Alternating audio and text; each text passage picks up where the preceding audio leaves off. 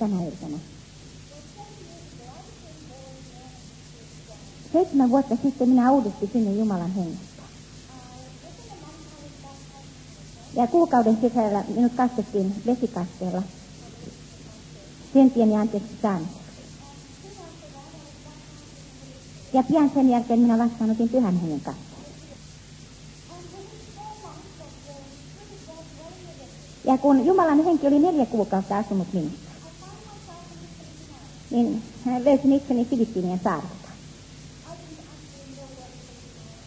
Minä en itse asiassa tiennyt, missä nuo saaret sijaitsevat. Mutta eräänä päivänä sanat tulivat minun suustani. Minä menen Filippiinien saarelle. Minä menen Filippiinien saarelle.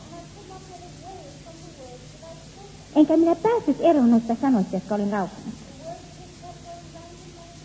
Ne sanat aina vain kiertävät minun mielestäni. Ja minä sanoin, Herra, mutta mitenkä minä voin mennä Filippiinien saarelle? Entäs minun työni ja minun kotini? Herra sanoi, luovu työstä. Ja myy kaikki omaisuutesi. Ja minä tietämällä tiesin, että Jumala oli puhunut. Ei se ollut kova ääni, jonka saatoin kuulla korvillani.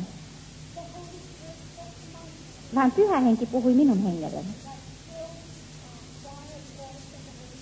Tuo pieni hiljainen ääni, Pyhän Hengen ääni.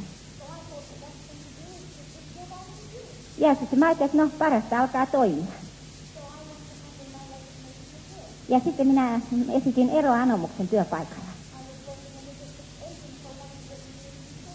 Ja minä olin työssä erässä Britannian suurimmissa vakuutusyhtiössä tämmöisenä piiriedustajana. Ja minun esimieheni järkyttyi aika tavalla, kun minä ilman ennakkovaroitusta jätin eroanomuksen. Ja hän kysyi, että mistä syystä minä haluan jättää sen yhtiön. Ja minä sanoin häneltä ainoa syy on se, että Jumala on sanonut, että luovu kaikesta ja lähde Filippiinien saarille. Hän sanoi, mitä? Mitä Jumala on sanonut? Kuule Isabel, sä oot käynyt jossain uskonnollisessa kokouksessa. Ja nyt minun on parasta mennä psykiatrin puheille. Eikä hän vastaanottanut minun eroanomusta. Mutta seuraavalla viikolla sitten minä sovin tapaamisesta hänen kanssaan taas. Ja sillä kertaa sain hänet vakuuttuneeksi siitä, että minä joka tapauksessa lähten. Ja hän sanoi, no mitä sinä teet, kun pääset perille? Mä sanoin, no en oikein tiedä, mä lähden saarnaamaan evankeliumia. Hän sanoi, että osaatko sinä sen maan kieltä? Ja mä sanoin, että en osaa, kun minä edes tiedä, mikä kieli siellä on. Hän sanoi, että ootko sinä saanut sitä lääketieteellistä tai lähetyskoulutusta? Minä sanoin, en. Ja mä sanoin, että mä tiedän vaan sen, että Jumala on sanonut mene ja niin, siksi minä lähden. Ja siellä toimistossa minulla naurettiin ja vähän pilkattiin. Mutta minä tiesin, että Jumalan tahto oli, että minä lähden. Ja minä laitoin kotini myyntiin.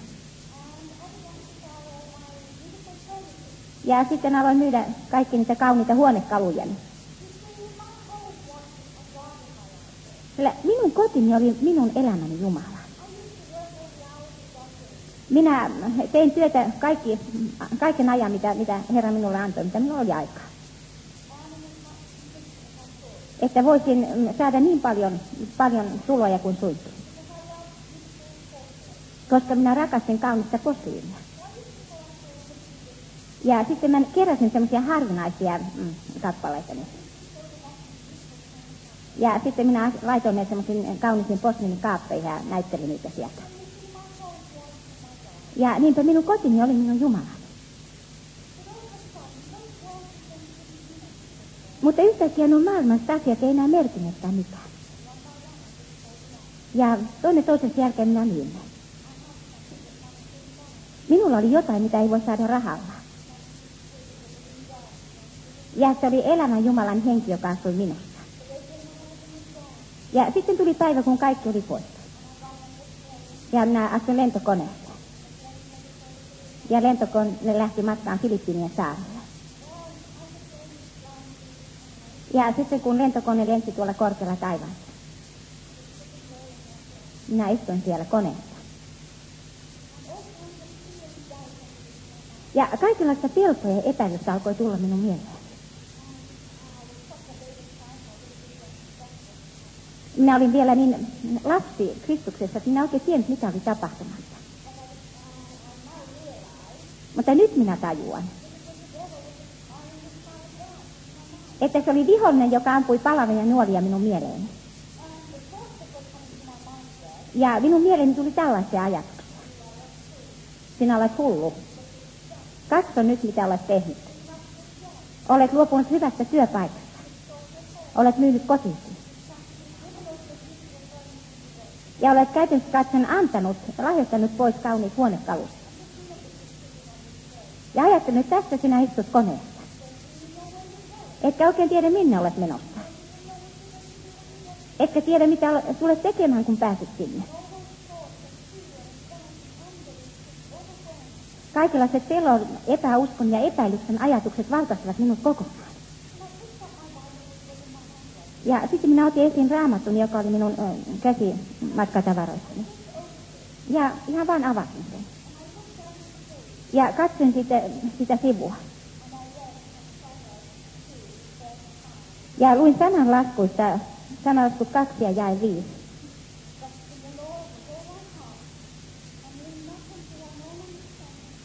Ja tämä on sananlaskut 3 ja 5. Turvaa Herraan kaikista sydämestäsi, äläkä nojaudu omaan ilmaiseksi.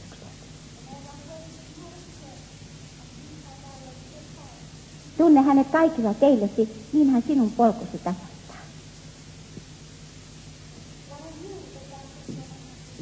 Ja minä tiesin, että juuri näin minun pitäisi tehdä. Minä tiesin, että Jumala oli puhunut minulle siinä hetkellä. Ja minä tiesin, että minun ei edes tarvinnut yrittää itse järkeillä asioita. Minun tarvitsi vain luottaa Herraan. Niin hän ohjaisi minun askeleeni.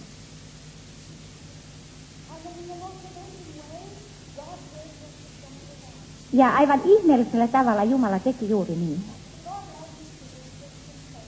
Herra johdatti minut tämmöisen pienen kristityn seurakuntaan. Ja he sanoivat minulle, että he olivat rukoilleet vuosikausia, että Jumala lähettäisi lähetystyön tekijän. Ja he olivat sopineet Herran kanssa, että kun tuo ihminen tulee, he lähtevät sitten vuoristoon julistamaan evankeliumia Pääkallon metsästäjien heimoille. Ja minä sanoin, että ai mitä te sanoitte? Pääkallon metsästäjien luo vai? Ja sitten minulle selitettiin, että kyllä Filippiinien vuoristossa on Pääkallon metsästäjiä, jotka eivät ole koskaan kuulleet evankeliumia Jeesuksesta Kristuksesta. Ja he sanovat, että siksi Jumala oli lähettänyt minut sinne. No, sitten me läksimme vuorille. Ja menimme sitten niin pitkälle, kun tietä riitti. Ja sitten tie päättyi. Ja meidän täytyy sitten lähteä kävelemään. Ja me aloimme kiivetä vuoren rinnettä ylös. Olimme kävelleet melkein 5 tuntia. Ja hyvin kuumassa, siis se on ihan,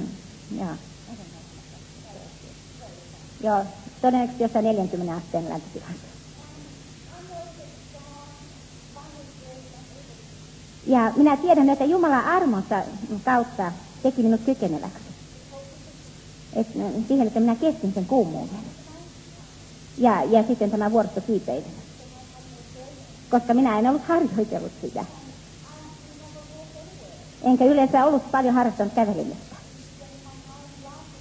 Minä aina menin autoon ja sitä ajoin määrät päähän. Oli aika vaikea siirtyä suoraan vuoristokiipeilyyn. Luonnollisessa mielessä se olisi ollut vaikeaa. Mutta mä uskon todella, että mä en kulkenutkaan omassa voimassani. Vaan minä kuljin Herran voimassa. Ja sitten me lähestymme pientä vuoristokylää. Ja kylän lapset alkoivat innostua. He olivat etukäteen juosseet tapaamaan meitä. Ja he juoksivat ympärinsä ja huusivat siellä. Purau, purau, purau. Ja minä sanoin tulkille, mitä tuo tarkoittaa. Ja hän sanoi, että valkoinen. Sinä olet valkoinen.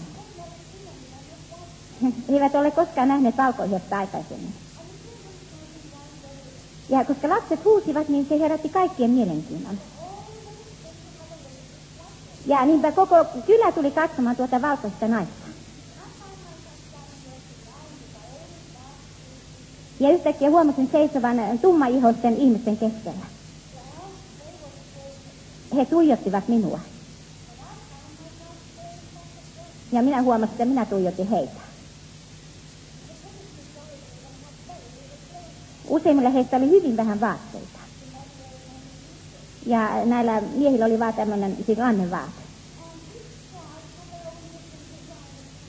Ja jokaisella heimolla oli erilaisia tatuointia. Heidän ruumiinsa oli täynnä tatuointia. Ja jotkut niistä haavoista eivät ole parantuneet. Ja sieltä avoimista haavoista virtasi märkää. Ja kärpäset hyppivät siinä haavalta haavalle. Ja ihmisestä ihmiseen. Ja he raapivat päätään. Koska heidän tukkansa oli täynnä täitä. Näytti siltä, että he eivät ole kuukausimäärin pesseet kasvojaan. Ja heidän silmänsä ja nämä silmäritsensä olivat muurautuneet umpeen, koska siis siinä oli sitä visvaa kuivunutta. Ja minulle tuli oikeastaan pahoinvointi. Ja kun mä ajattelin, että minun pitää lähestyä noita ruumiita, että minun pitää koskettaa heitä. Sitä aikaan sen, että mä halusin kääntää selkäni ja paikkaa. Ja sitten mä suljin silmäni. Niin, että mä en näkisi heitä. Ja Herra vaikutti minun sydämessäni. Ja huomasin, että minä hengessä huusin Herran puoleen. Ja noiden muutaman hetken aikana hengessä Herra teki minun sydämessäni ihmeen. Ja kun minä avasin silmäni, minä en enää nähnyt noita ihmisiä omilla inhimillisillä silmilläni. Vaan minä näin heidät Jeesuksen silmien kautta ja hänen rakkautensa kautta. Yhtäkkiä nämä ihosairaudet ja se kaiken sillä ei ollut mitään merkitystä. Eikä ollut väliä, vaikka heillä oli täytä päästä. Koska Jeesus rakasti noita ihmisiä. Hän oli kuollut heidän puolestaan. Hän oli kuollut antaakseen heille iankaikkisen elämän. Mutta kuinka he tietäisivät, että ei kukaan menisi kertomaan heille siitä. Ja yhtäkkiä huomasin, että minä kävelin erään naisen luo. Ja minä halasin häntä ja osoitin hänelle rakkautta. Ja sitten minä nostin erään lapsista syliini ja tuuditin häntä sylissä.